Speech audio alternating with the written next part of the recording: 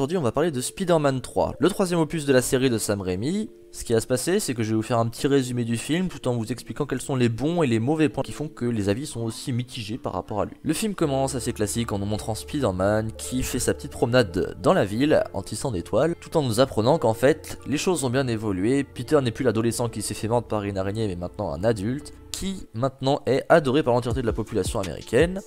Mary Jane vit enfin sa vie d'artiste, son petit copain Peter vient la voir très souvent, la vie est belle pour les deux tourtereaux. Et c'est à ce moment-là qu'on nous présente les trois méchants de ce film à tour de rôle. Harry qui se transforme en bouffon vert à l'aide du même sérum qu'a été son père avant lui, Flint Marko qui s'échappe de prison et qui se voit transformé en homme sable par une machine pas du tout défendue par des soldats de l'armée, et Venom atterrit sur Terre et s'accroche au scooter de Peter. Peter confronte Harry et je sais pas pourquoi je peux pas blairer cette scène. Peter n'est même pas concentré sur le combat en fait. Peter passe le premier tiers du combat à se concentrer sur la bague de mariage qu'il doit offrir à Mary Jane. Je sais qu'elle a énormément d'importance pour lui, mais là il est question de sa vie. Son ami veut le tuer car il le pense responsable de la mort de son père. Mais la scène je la trouve plutôt pas mal. La scène de course-poursuite est vraiment bien. Je trouve trop longue, mais vraiment bien. Je trouve juste dommage que, voilà, Harry, il est jeune, alors on lui donne un skateboard parce que c'est un Jones. Est-ce qu'il pouvait pas avoir un planeur comme son père, vraiment? Et on apprend aussi que Harry est un vrai manche avec son sabre, visiblement. Il envoie, je sais pas, 7-8 coups et n'arrive jamais à toucher Peter. Et surtout, la conclusion de ce combat est vraiment gênante. La conclusion de ce combat, c'est que Harry se prend un énorme coup sur le crâne. Non!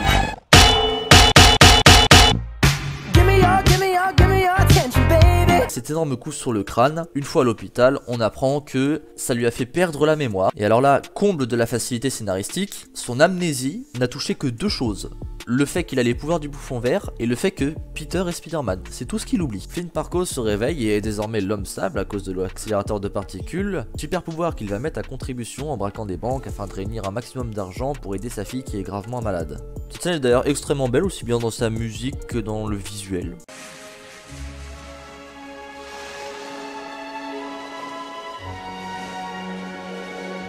Mary Jane vient voir son petit ami et lui explique qu'apparemment sa performance a été médiocre d'après les journaux. Peter, déjà pas très rassurant de base, est appelé pour combattre le crime qui s'avère être une grue qui s'abat sur Gwen Stacy à cause d'un dysfonctionnement. La scène de la grue avec Gwen Stacy, alors c'est très bien d'introduire Gwen Stacy, mais honnêtement elle ne sert à rien, elle sert juste en début de film à créer de la jalousie avec Mary Jane parce que Peter l'a embrassée. Et là, le seul truc qu'elle fait, c'est se faire littéralement harceler par une grue. Cette grue a une dent contre elle, elle atterrit 20 fois pile dans sa gueule. Mais heureusement, Peter est là pour tout sauver. Et lorsque la grue se met à tomber, la grue ainsi que tous les débris tout simplement disparaissent. Après ce sauvetage vient l'arrivée de Brock au Daily Bugle qui vient créer une rivalité entre lui et Peter. Peter rend visite à Harry, lui lance un ballon par surprise que Harry rattrape et se rend compte du coup qu'il a toujours ses pouvoirs du bouffon vert. Mary Jane se fait remplacer par une autre et on arrive à la scène de la commémoration de Spider-Man. Peter va avoir la très bonne idée d'embrasser Gwen Stacy sous les yeux de Mary Jane. Gwen Stacy va avoir droit à son fameux bisou inversé, puis notre homme araignée est appelé pour combattre le crime qui s'avère être Flint Marko qui du coup maintenant l'homme sable décide de braquer une banque. Et une nouvelle fois, Peter va faire le fanfaron pendant le combat. Il va dire à Flint Marko de dégager, qu'en gros c'est lui qui fait la loi dans la ville. Je croyais que Peter n'était plus l'adolescent mordu par une araignée. Suite à ça, notre héros, ne voyant pas du tout le mal dans ce qu'il a fait, c'est-à-dire embrasser Gwen Stacy, invite Mary Jane dans un restaurant français et décide de la demander en mariage. Évidemment ça rate, et peu de temps après ça, Peter reçoit un appel de la police comme quoi en fait il s'était trompé, la personne qu'il a buté dans le premier film n'est pas l'assassin de l'oncle Ben mais c'est Flint Marko. Énervé de ne pas avoir conclu avec sa belle et d'apprendre que l'assassin de son oncle court toujours, décide de se coucher tandis que Venom qui attendait dans un coin de la pièce lui saute dessus dans une scène magnifique. On a tous les classiques du cinéma d'horreur, on voit la bête arriver, l'ombre au fond, la vision de la bête même, et d'un coup la bête atterrit sur Peter pendant que Peter pense à des idées néfastes comme la mort de l'oncle Ben, et cette scène est excellente.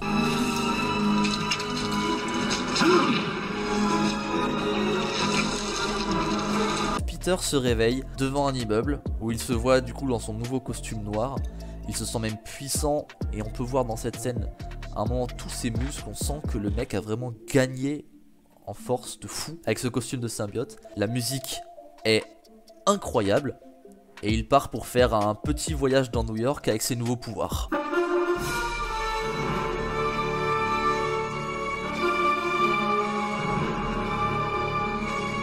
Un peu inquiet quand même, Peter décide d'aller voir le docteur Connors qui lui apprend qu'en fait, cette petite substance bizarre, il faut surtout pas qu'elle l'approche car il a tous les traits d'un symbiote et que du coup cette bestiole pourrait être potentiellement néfaste pour lui. Une information qu'il sort littéralement de son cul.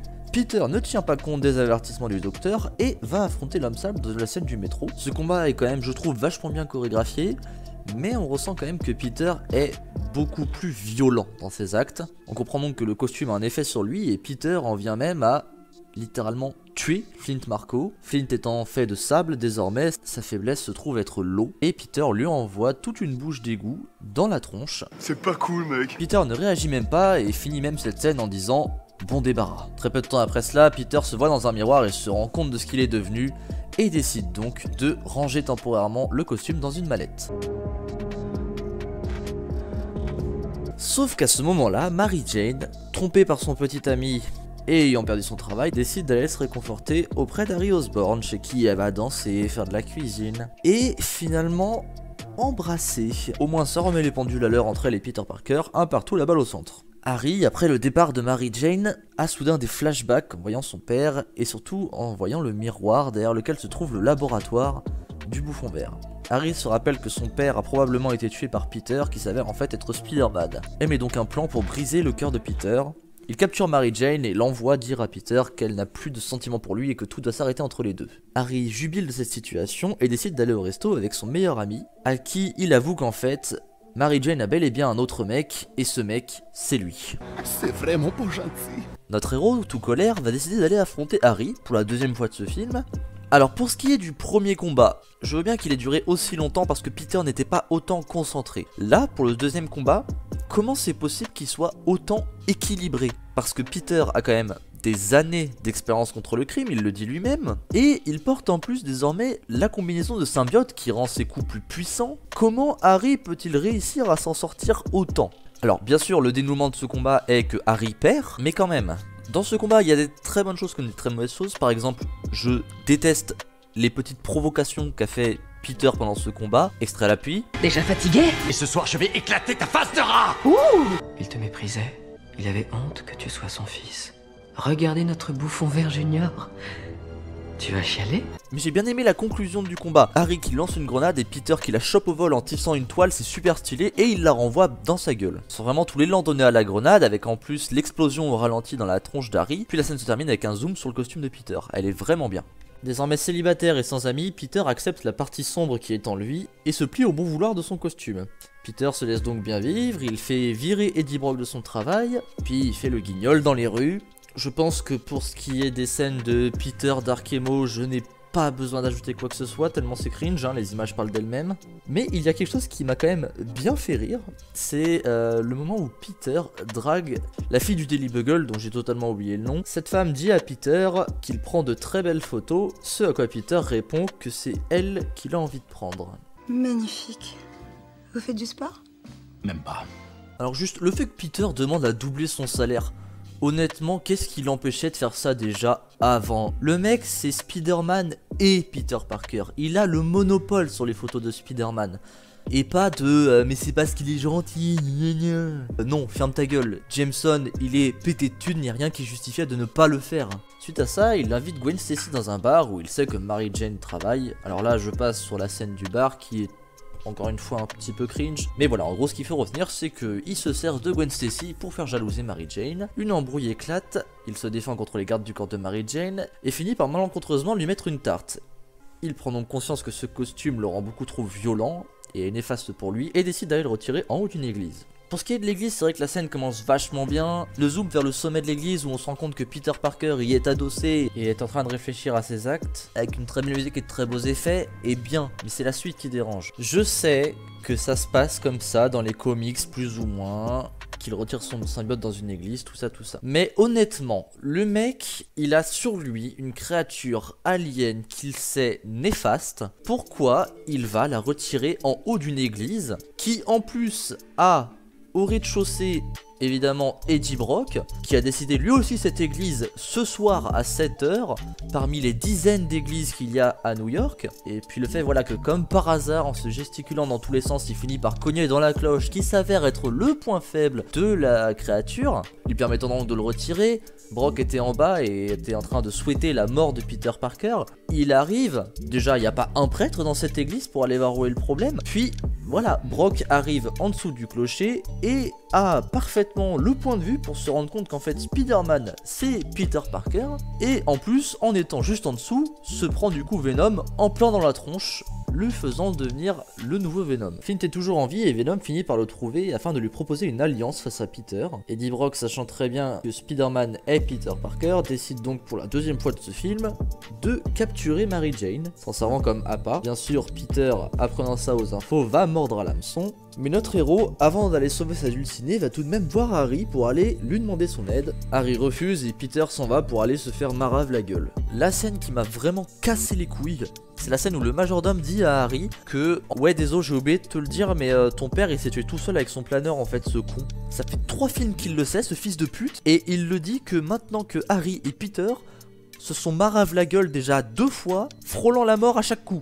C'est sérieux. La scène du combat final, je la trouve vraiment sympa dans ses débuts. Peter essaie de combattre à la fois l'homme sable et Venom, mais il échoue, ils sont bien trop puissants tous les deux en tout cas.